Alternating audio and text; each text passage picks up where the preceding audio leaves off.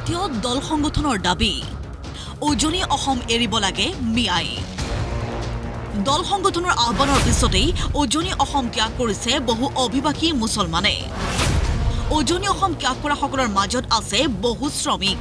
ইয়াকে লৈ বিপাঙত পৰিছে নুমলীকৰ শোধনাগাৰ কৰ্তৃপক্ষ ইমানে সকলোবিলাক কাম সুচাৰুৰূপে চলি আছে কিন্তু এই দুই এদিনত গম পোৱা মতে অকণমান উৰা বাতৰিৰ কাৰণে হওক বা ভুল কথাৰ প্ৰচাৰৰ কাৰণে হওক কিছুমান শ্ৰমিকে তেওঁলোকৰ কাম এৰি পেলাই নিজ নিজ ঘৰলৈ ঘূৰি যোৱাৰ আমি খবৰ পাইছোঁ চলি আছে নুমলীকৰ শোধনাগাৰৰ সম্প্ৰসাৰণৰ কাম লগতে চলি আছে পৃথিৱীৰ প্ৰথমটো বায়ো ৰিফাইনাৰীৰ কাম য'ত নিয়োজিত হৈ আছে খিলঞ্জীয়া শ্ৰমিকৰ লগতে বহু সংখ্যক অভিবাসী মুছলমান শ্ৰমিক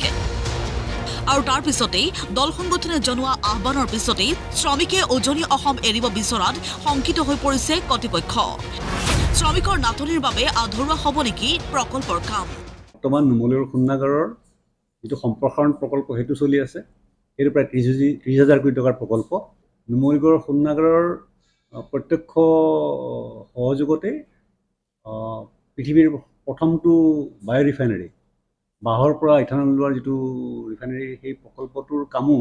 প্ৰায় শেষ হোৱাৰ সময় আৰু এই দুয়োটা প্ৰকল্পতে প্ৰায় 11,000 মান শ্ৰমিকে কাম কৰি আছে আমি অৱশ্যে সেইখন দাবী চনদত নুমলীগড় শোধনাগাৰৰ সম্প্ৰসাৰণ প্ৰকল্পৰ পৰিপন্থী কোনো বিষয় আমি দেখা নাই তাত আমাৰ প্ৰকল্পৰ স্বাৰ্থৰ পৰিপন্থী কোনো কথা নাই কিন্তু আমাৰ এটা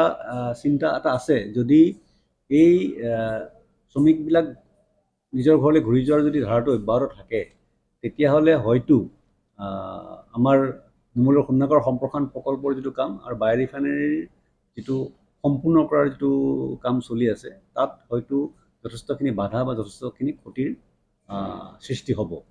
দল সংগঠনৰ আহ্বানৰ প্ৰতি সন্মান আৰু সমৰ্থন জনালেও মহাপ্ৰবন্ধকগৰাকীয়ে শোধনাগাৰটোৰ স্বাৰ্থত কাম এৰি নাযাবলৈ আহ্বান জনায় শ্ৰমিকসকলক আৰু এই দুয়োটা প্ৰকল্পতে প্ৰায় 11,000 মান শ্ৰমিকে কাম কৰি আছে সেইকাৰণেই আমি সকলো সংশ্লিষ্ট পক্ষকে এইটো আহ্বান জনাব খুজিছোঁ আমি শ্ৰমিকসকলকো নিৰ্ভয় দিব খুজিছোঁ কাৰণ যিবিলাক শ্ৰমিক আমাৰ ইয়াত কাম কৰি আছে তেওঁলোকৰ সকলোৰে নথিপত্ৰবিলাক ভালদৰে আছে তেওঁলোকৰ ভোটাৰ কাৰ্ড আছে তেওঁলোকৰ আধাৰ কাৰ্ড আছে তেওঁলোকৰ বেংক একাউণ্ট নাম্বাৰ আছে গতিকে তেওঁলোকে আচলতে ভয় কৰাৰ কোনো কথাই নাই কিন্তু সেইকাৰণে আপোনালোকৰ যোগেৰে আমি তেওঁলোকক আহ্বান জনাইছোঁ সংশ্লিষ্ট সকলো কৰ্তৃপক্ষক আহ্বান জনাইছোঁ সকলো পক্ষক আহ্বান জনাইছোঁ যাতে এটা